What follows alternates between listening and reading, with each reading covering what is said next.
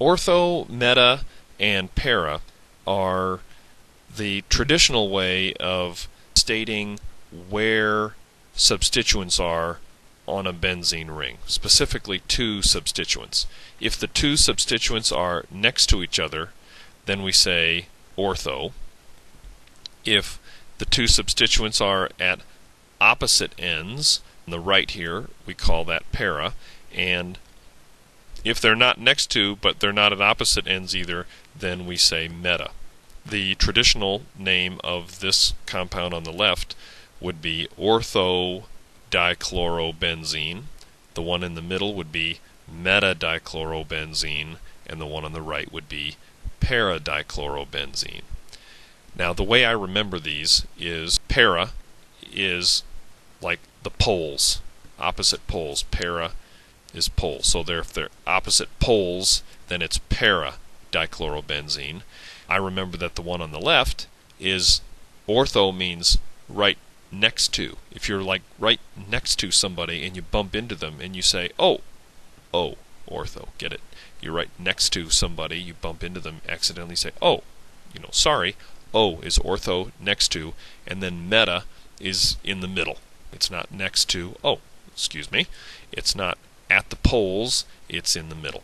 If we were naming this with the more current nomenclature rules, we would call the one on the left 1,2-dichlorobenzene, the one in the middle 1,3-dichlorobenzene, and the one on the right 1,4-dichlorobenzene.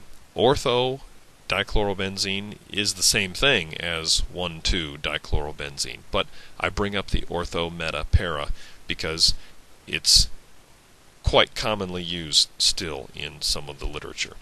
For my class, if a benzene ring is connected to an interior carbon atom in a hydrocarbon chain, it's called a phenyl group. It looks like this and has the formula C6H5. If a benzene ring is connected to an interior carbon atom, in other words, if there's a hydrocarbon chain and there's a benzene ring that's hanging on to one of those interior carbons, then that's a substituent group that's called a phenyl group. So let's try this one. This first name ends with pentane. I'm going to draw a pentane. And then off of carbon number 2 we need a bromo and a chloro substituent, and off of carbon number 3 a phenyl substituent. You can see here that we have a benzene ring hanging onto a carbon chain somewhere in the middle of the chain. How about this next one? It's kind of cute. Looks like a flower. This one has 1, 2, 3, 4 carbons. It has a double bond. So the first thing that we need to notice is that this will have something like 1 butene in it. Remember that multiple bonds always take precedence, so we are definitely going to have carbon number 1 to be this carbon on the left here. And then off of carbon number 3 we have an amino group and a phenyl group. Amino comes before phenyl alphabetically, so the name of this is 3-amino, 3-phenyl, 1-butene. How about the next one? It ends with hexane, so let's draw that out.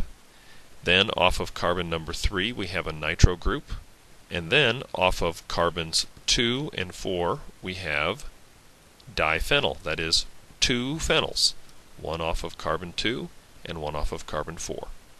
For this last one, this one is cyclopentane, and then we have a couple of substituents. We have a couple of bromo substituents, we have a phenyl substituent.